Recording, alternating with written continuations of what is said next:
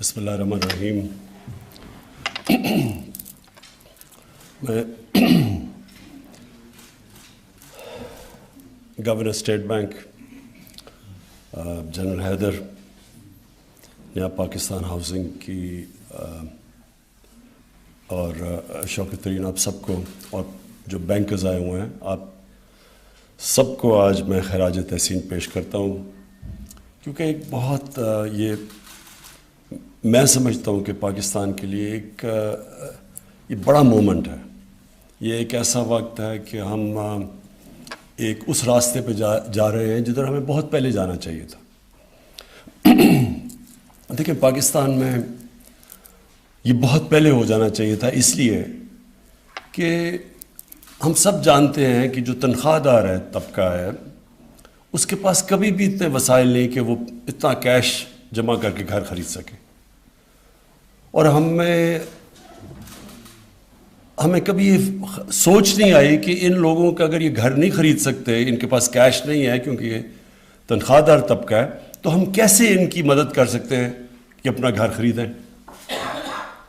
اور میری جتنی انٹریکشن اوورسیز پاکستانی سے، خاص طور پہ جو محنت کش پاکستانی جو باہر مزدوری کرنے جاتے تھے، اور یہ میری انٹریکشن ان سے اب سے نہیں 40-50 سال سے ہے، جب سے میں کرکٹ بھی کھیلتا تھا تو میرا باہر پاکستانیوں سے انٹریکشن رہتا تھا. ایک چیز جو وہ سب سے زیادہ خواہش رکھتے تھے کہ باہر پیسہ کمائیں گے اور پاکستان میں اپنا گھر خریدیں گے. بیچارے اپنے بیوی بچوں سے 2-2 سال نہیں ملتے تھے، یا سال میں ایک دفعہ کی چھٹی پہ، صرف اسی خواہش پہ کہ پیسہ اتنا ہو جائے کہ وہ بھی اپنا گھر بنا سکے. لیکن کبھی ہماری گورنمنٹ نے اس چیز کی، یعنی کبھی ان کو احساس ہی اس چیز کا نہیں ہوا کہ یہ بھی پاکستانی ہیں، ان کی ایک بڑی بنیادی ضرورت ہے گھر، جو سیکیورٹی گھر میں آتی ہے جب اس کا اپنی چھت ہوتی ہے. تو میں نے اس کو میں تو پاکستان کے ساتھ ہی بڑا ہوا ہوں، تو مجھے بڑا میرے ذہن میں کبھی کوئی شک نہیں تھا کہ یہ کیوں ہم نے نہیں سوچا اس کا. اور اگر میں اتنا ٹائم انگلینڈ میں نہ گزارتا یونیورسٹی کے بعد، تو مجھے بھی نہیں احساس ہونا تھا، کیونکہ وہاں تنخواہ دار لوگ، وہ ساروں کے پاس مورگیج فائنینسنگ ہوتی ہے، بینک فائنینس کرتے ہیں ان کو. یہ جو آج ہم نے فیصلہ کیا تو وہاں تو ہر کرتے ہیں، اور وہاں انٹرسٹ ریٹ بھی بہت نیچے ہوتی ہے، تو بڑا آسان ہوتا ہے کہ اپنا گھر اگر آپ نے لینا ہے تو آپ اپنی تنخواہ کے اندر تھوڑا تھوڑا پورشن دیں، آپ کا گھر ہو جاتا ہے. تو تب مجھے سمجھ آئی کہ یہ تو ہم نے اس چیز کا کیوں نہیں سوچا.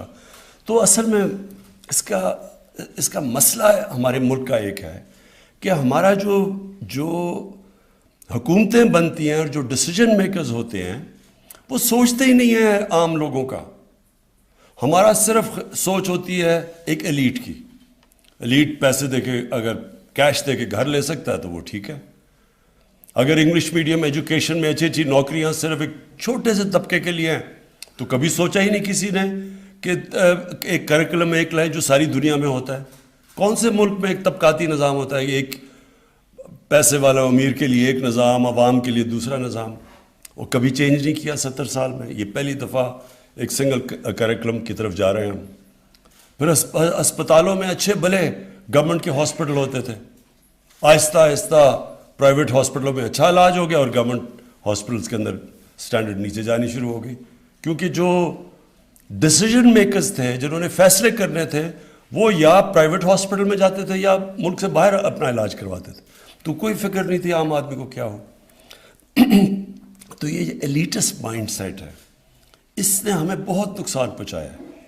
ہماری جو ڈیولپمنٹ تھی ملک کی، وہ ایک ورڈ انگریزی کے انکلوسیو کبھی نہیں تھی. چھوٹا سا طبقہ امیر ہوتا گیا، عام لوگ وہیں کے وہیں رہ گئے، اور اس سے ہمارے ملک کو بڑا نقصان پہنچا. جو چائنا کی ڈیولپمنٹ ہم دیکھ رہے ہیں، وہ ایک دم 30-40 سال میں دنیا کی سپر پاور اس لیے بنے کہ انہوں نے نچلے طبقے کو ساتھ اوپر لے کے گئے.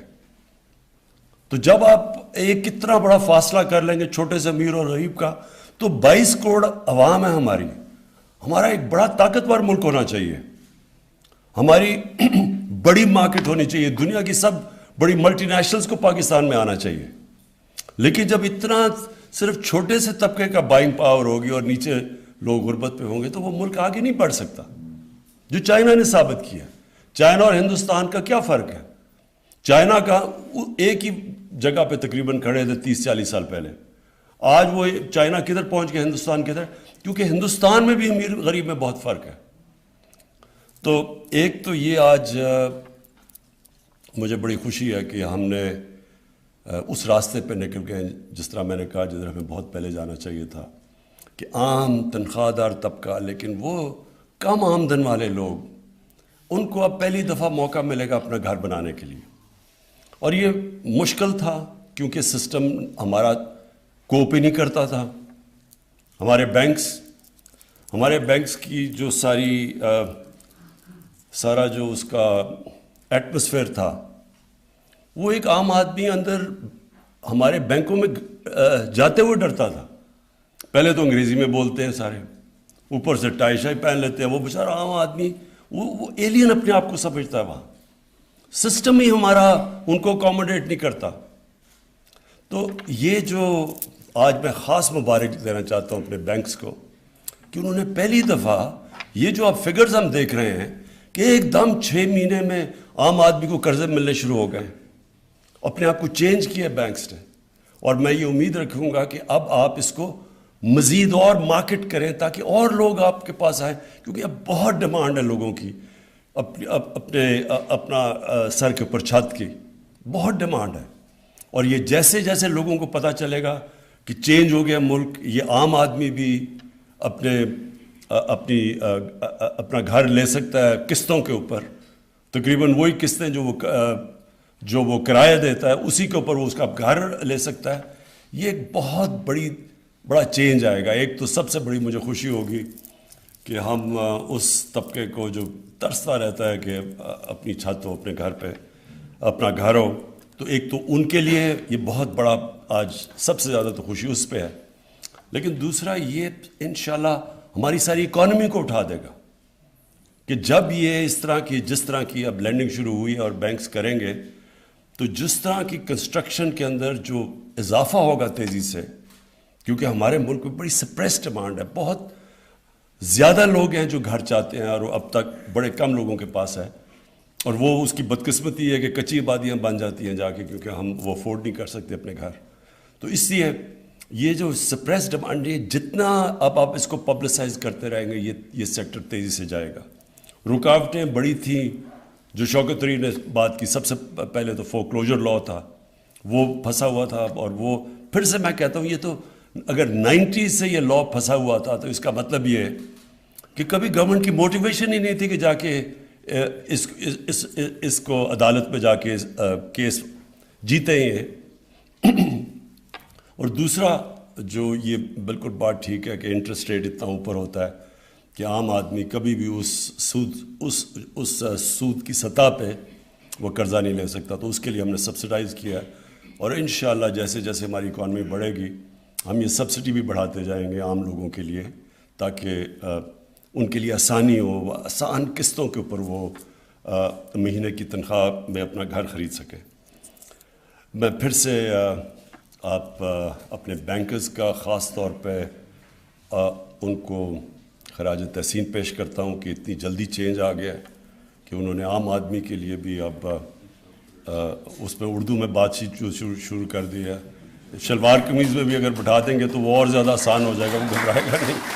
اور رضا آپ کے لیے کہ آپ نے اس پہ پورا زور لگایا، اور جنرل حیدر خاص طور پہ آپ کے لیے، کیونکہ ہمیں پتہ ہے یہ ہمیں 1 سال میں کتنی ہم نے رکاوٹیں دور کی ادھر تک پہنچنے کے لیے۔ شکریہ جی۔